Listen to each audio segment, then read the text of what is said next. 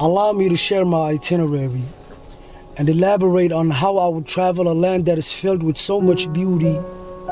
I would set sail from Djibouti, and like our religion, I would arrive in the ports of Zayla and explore the wonders of Awdal. Take a selfie on the peaks of the mountains that surround Borame. But from there, I would fondle through the cleavage of Nasahablod and make way to my birthplace of Hargeisa.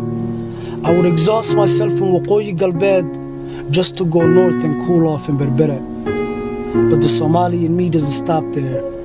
How could I neglect myself of Togder or the sweet scent of tea laced with camel milk in Woro'o? I want to spend a day back home so bad, just to spend a night in Buhod like contemplating Sol and Sanag, dreaming as if it was my last night as a soldier in Talah preparing for his last fight. Then in my sleep it came to me that La Sa'anod was the place to be, and the realization that this is a vacation but that is where we stay.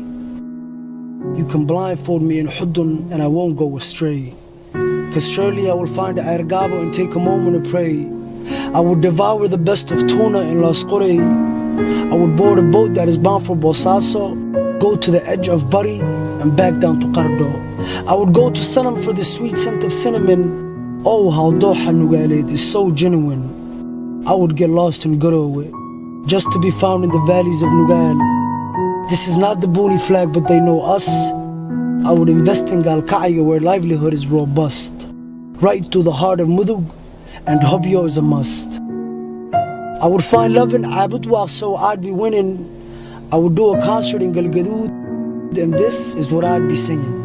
Dadio, Dadio, Kudadala Nabad Nabad. Marching from the salty lakes of Albor all the way to Dusamareb. Her poetic lineage goes on, but only if I could show her. I would plant a seed in Shabelah Dahe just to harvest heaven and Johar. Hiran is a bit different, but the beauty is the same. From Boulaberde to Jiqle all the way to Beledweyne. I would check on Hudur to see if Bakar is okay. Then I'm off to Baydaba and Dinsar in the state of Bay. But when I'm in Geddo, I would start from Dolo. Right to Aloq, I would speed to Garbahare. Slow down when I get to Jubala Hose, windows down, has Kamboni to Kismayo.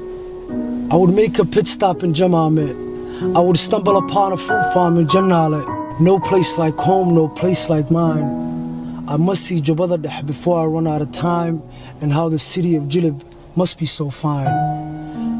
But Quruxda waddan keena ila arka, and that translates to come see the beauty of Marka.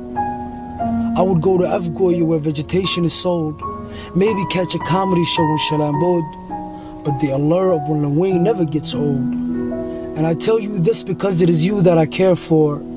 I would end my trip in Banadir and wait for all of you at the airport. إن أعجبك الفيديو لا تنسى الإعجاب والاشتراك في القناة.